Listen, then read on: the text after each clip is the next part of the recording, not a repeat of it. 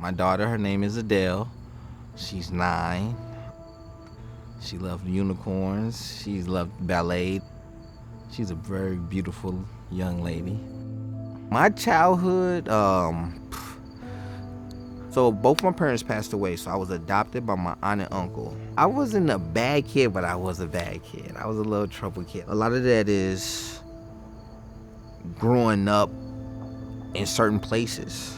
Some kids really get it because they listening to their parents, and some don't. They want to be what's outside, and I was one of them kids. I was definitely one of them kids that wanted fast money. I was already trying to hustle. I was hustling. I was already selling weed.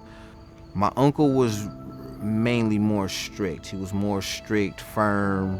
When it comes to my aunt, she was very, very nurturing, very soft. That's why I think I had it in me this whole time. It's just that me growing up and going in the system, I never really used them. I was more or less of a, I want to say hardened individual, because I'm not hardened, but I was a little rough, on the rougher end. And for some reason that day when my baby was born, it was a spark. I felt a bit of warmth I haven't felt in a long time. I was home on parole, actually.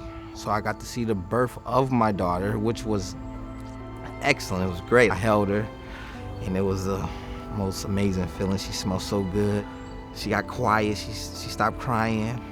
And it was, oh man. If I could go back to that, that would be awesome. If I could start that over. But then I ended up going back to prison. I had to finish my 4 years, and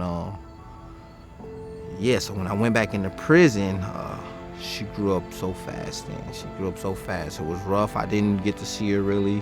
She knew who I was, but didn't know who I was. She just knew of me. So at the beginning with my daughter, she was, I want to say a little frightening of me, just because of me coming out of prison. I remember I was just telling myself, like, I don't want to do the rest of my life in prison. I don't. I want to be there for my daughter.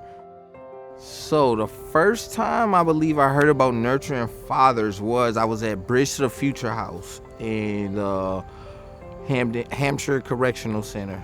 They asked me, they was like, you think you want to do the nurturing fathers? I was like, nah, I don't think so. He was like, you should really come to nurturing fathers, man. You should get into it. And I was like, you know what? I'm gonna try it out. Some of the topics we covered was discipline, learning trust, getting honesty, how to be a nurturing dad and not thinking like all males got to be hardened. And that was one of the topics we hit on right there that was a big eye-opener for me. It's a good feeling when you're in that room and everybody's talking, and we're all dads, and some got similar stories to mine, some not, but the whole point was like we was all dads trying to become better fathers. If I never had nurturing fathers, I probably wouldn't grasp that. I'd probably be a hardened dad. I wouldn't have probably had the nurturing role, which is the name of the group, Nurturing Father. I wouldn't have had that just because the way I was brought up. I don't like yelling at my daughter, don't hit my baby. I'm just real soft with her, And I think because of that, she got to know, like, well, my dad is going to speak up if he think I'm doing something, but I also can trust my dad. I can tell him anything. He's not going to just judge me or look at me. And that's the relationship I want, and that's the relationship I know I'm going to have, just because of where I'm at right now, because of the motivation she gives me for staying free, making me just growing, knowing myself. I changed my whole life around. I did 10 years in prison, been home for 8 years. I'm beasting right now. Like, it's crazy, man. As long as I maintain where I'm at, my daughter's future is going to be bright.